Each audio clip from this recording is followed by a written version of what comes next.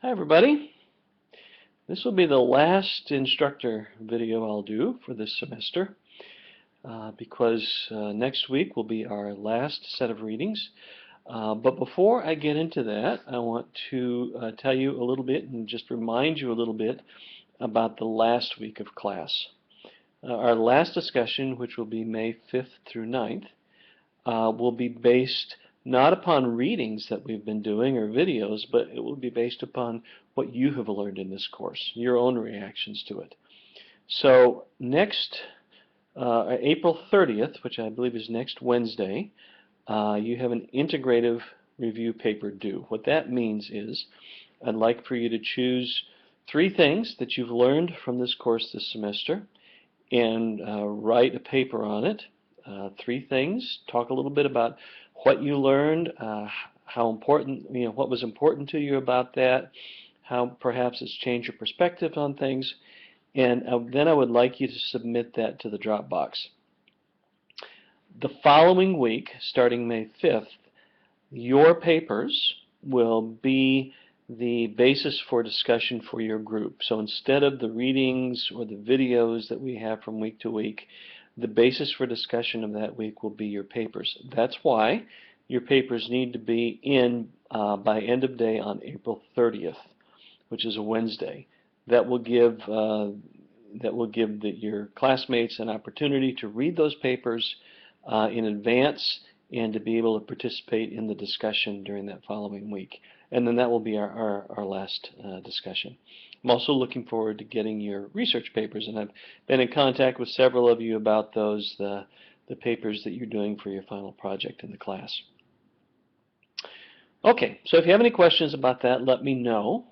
Meanwhile, let's back up and talk a little bit about the reading and the videos that will be the basis for next week's discussion, April 28th through May 2nd, I think it is. And we're going to be talking that next week about an important topic called which is commonly referred to as the digital divide. One of the things that has happened with the advent of the internet is that there's not equal access to it. Some people have greater access to it than do other people. Certainly that's the case throughout the world. So you can go to countries throughout the world where people don't have laptops, although increasingly people do have cell phones they have access to, but they don't have laptops or other computers and don't have an opportunity to do the things on the internet that we are fortunate enough to do here in the United States. However, there are discrepancies as well here in the United States. Some people have greater access to the internet than others. Some of that's because they have greater access to computers, to laptops, to cell phones, to iPads, to all those things that we use to connect to the internet. And so this next week, the discussion will be around that, and the reading for this week and the videos will both focus in on that subject. So let me talk a little bit about the videos first, and then we'll talk about the reading. One of the videos is entitled something like, what do we mean by the digital divide, or what is the digital divide?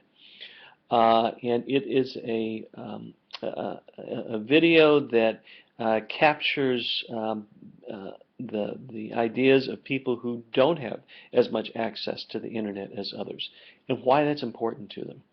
And I suspect that for many of us, it's something we don't really even think about, because we do have access to the internet. We have laptops. We have ready access to the internet, but not everybody does. And so the folks in this video talk about how it impacts them that they don't have ready access to the internet. How sometimes that means they have a harder time doing their homework or applying for jobs or doing so many of the things that we commonly do with the internet. That's kind of a personal report piece, and I would suggest that you start there. It'll give you an idea about how people are affected by it. It's also, I think, the oldest piece that we have. It dates back to about 2009, and what we're going to see in the reading, that I'll talk about in a minute, is that things are changing very quickly in terms of the digital divide. The second video is a TED Talk by someone named Alaf Molinari. Molinari is down in Mexico City and talks about how there is a big digital divide because many poor people in Mexico City don't have access to an internet and to computers. And he just talks about, well, so how do we fix that? Do we give everybody a laptop? Do we, to kind of even things out? And the solution that they've come up with is a center where people can come to this center and learn how to use the internet and have access to it in this place that's open to the public. And he talks about some of the advantages of that, not only for people amongst poverty, but perhaps for all of us when you think about the incredible amount of cost and waste that goes into all the equipment that we are constantly turning over.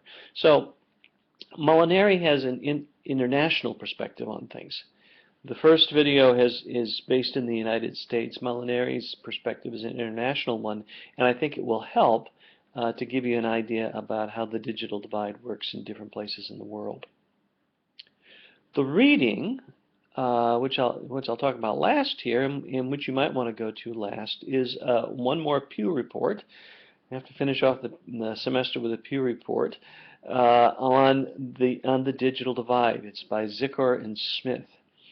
And the interesting thing about this is that Zicor and Smith say the digital divide is evening out. It's moving in that direction. There are still differences. There are still differences in age.